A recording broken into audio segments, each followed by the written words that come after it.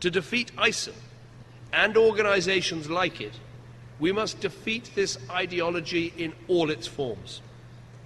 As evidence emerges about the backgrounds of those convicted of terrorist offences, it is clear that many of them were initially influenced by preachers who claim not to encourage violence, but whose worldview can be used as a justification for it.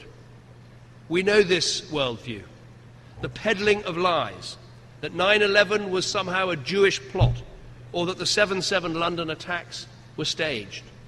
The idea that Muslims are persecuted all over the world as a deliberate act of Western policy. The concept of an inevitable clash of civilizations. We must be clear, to defeat the ideology of extremism, we need to deal with all forms of extremism, not just violent extremism.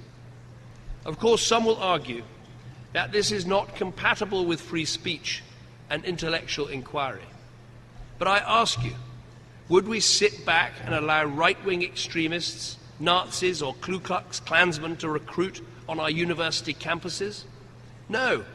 So we shouldn't stand by and just allow any form of non-violent extremism. We need to argue that prophecies of a global war of religion, pitting Muslims against the rest of the world, these things are nonsense.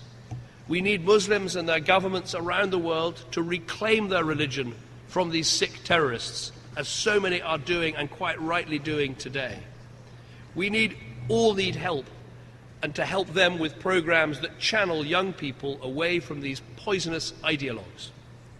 And we need the strongest possible international focus on tackling this ideology, which is why here at the United Nations, the United Kingdom is calling for a new special representative on extremism.